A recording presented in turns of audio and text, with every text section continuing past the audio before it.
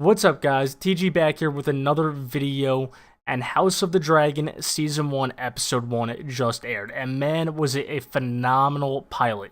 I loved this episode so much, and it has me so hyped and wanting Episode 2 right now. If you had any doubts about this show because of the ending of Game of Thrones, I would put those doubts away right now and watch this because it was phenomenal, and it is just a really good pilot, and I think it's going to be a great show. Now, I don't think you should have had any doubts anyway, because George R.R. Martin is a lot more involved in this than he was in those final seasons of Game of Thrones, and this story is completed, unlike the Game of Thrones books. Now, I haven't read the book that this is based off of. I have done a little research into the backstory, but I'm not sure about the full story. I'm not sure what's going to happen. And that's what happened to me in Game of Thrones too. I watched the show without reading the books, and honestly, it made for a more fun viewing, as I didn't know what was going to happen. And I have since read some of the books. I'm not done yet, but that's what I'm going to do. I will eventually read it when this show is over. But I'm going to be giving a recap of episode 1, and I'm going to be giving my thoughts along the way. So, of course, if you have read the books and you do know what happens in this story, don't spoil it down below for myself or anyone else that hasn't read the books and doesn't know what's going to happen. This is just raw for me, so I'm going to be doing videos recapping, reviewing, and predicting from someone that doesn't know what's going to happen. Alright, that's enough of an intro. Be sure to like and subscribe if you want more House of the Dragon content, and let's jump right into the pilot. Alright, so the backstory here is the first century of the Targaryen dynasty is coming to an end. The health of the current king, Jaehaerys, is failing, and he needs a new heir. Now, he has reigned for 60 years, and it has been very peaceful and prosperous, but he has lost both of his sons in this process. Now, the year is 101, and he has to choose his new heir. There's 14 claims that are put in, but only 2 are actually considered. One of them is Princess Rhaenys, and the other one is her younger cousin, Prince Viserys. Now, Rhaenys is older, but Viserys is chosen because he is a male. Now, after that backstory, we do get a little bit of a time jump. It is now the 9th year of Viserys' reign. It is 172 years before the Mad King's death and Daenerys' birth. The first scene we see after this time skip is Princess Rhaenyra, the daughter of the current King Viserys, on her dragon Syrax, flying over King's Landing. She lands and is greeted by Alicent Hightower, a close friend of hers, and she is the daughter of Otto Hightower, who is the hand of the king. And afterward, they go to visit Rhaenyra's mother, Aemma, who is pregnant. Now, this first scene was so beautiful and amazing to watch. It was so good to see King's Landing again. It was good to see a dragon again, and just seeing a Targaryen fly. It was such a beautiful shot, and just gave me nostalgia, and just got me so excited for the rest of the episode. Now, after she talks to her mom, we see King Viserys, who is having a meeting with his council, and Rhaenyra joins as the king's cupbearer. Now, missing at this council is the king's brother, Prince Daemon. He has been the commander of the City Watch, and ever since he's been appointed to this, he's kind of been missing and not present at the council meetings. He's off with the City Watch, and he can be at the council meetings, he's just choosing not to show up. Now, some people voice their concern for him not being there and want him to come and kind of talk about what the City Watch is doing, especially because a lot of money has just been spent to retrain and equip members of the City Watch.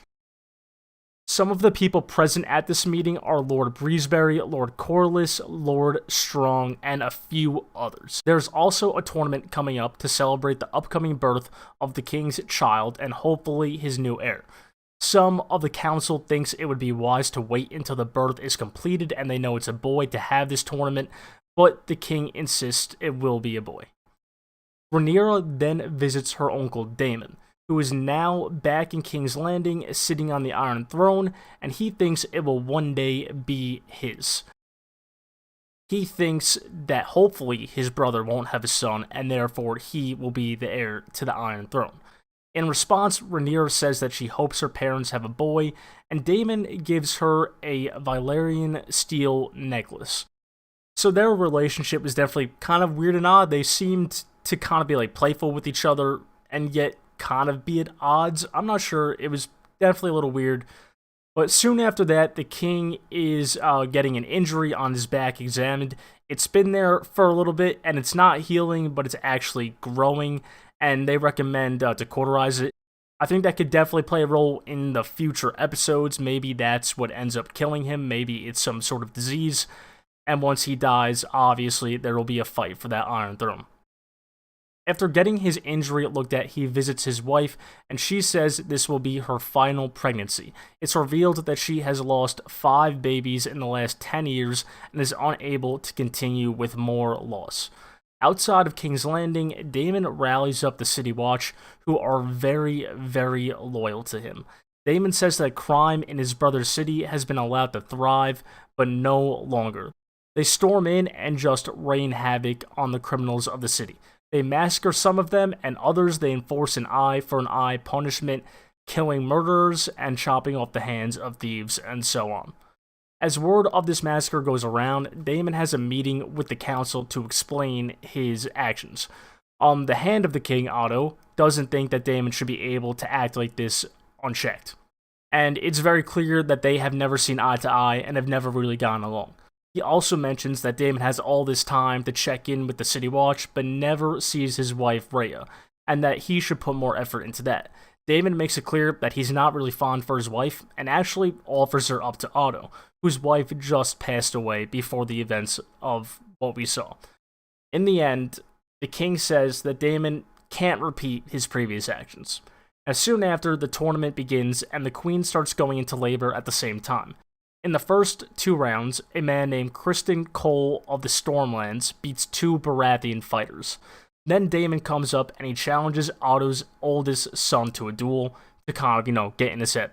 Daemon goes after the horse's leg for a cheap knockdown and a cheap win, and obviously it's to piss off Otto. Rhaenyra seems very charmed by Daemon. Once again, that little charming, playful, and yet weird relationship they have. But Daemon wants Alicent to give him her favor.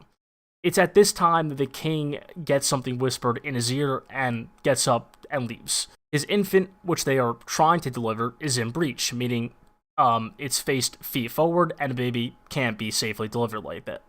So we're kind of continuing to see the tournament fights as this is going on, and some of them end up with deaths, as obviously they could get violent. We've seen that before for sure. And back at the delivery, King Viserys is faced with a very difficult choice of possibly having his wife get a C-section. And of course, in those older times, that would mean certain death for the queen, but it's the only way for the baby to have a chance at life. It's basically saving one or none, as the queen at this point basically has no chance, so the king really doesn't have a choice. The C-section is performed as Daemon and Criston go up against each other in the tournament. Criston beats him in the duel, but then Daemon challenges him to a fight. Daemon seems to have won this fight as Criston is on the ground, but like many others that we've seen, Daemon starts celebrating as Cole is on the ground.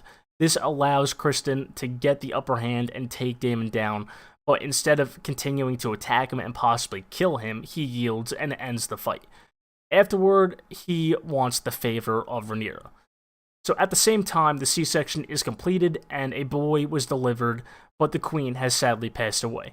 News starts to spread to the council, and the boy is named Balon. Now afterwards, we cut to the funeral for Queen Aemma, but it's also revealed that Balon did not survive. He only lived for a few hours before passing away.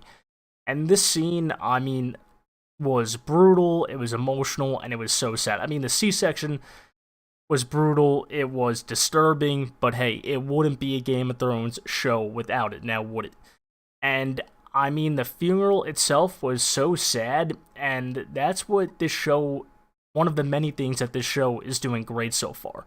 We've known these characters for an hour, and I'm already really invested into a lot of them. I feel bad for a lot of them. I felt bad for Queen Aemma, I felt bad for King Viserys, and I feel so bad for Rhaenyra. The funeral is just such a sad scene. Despite knowing these characters for an hour, I'm already invested in them and feel a connection to them.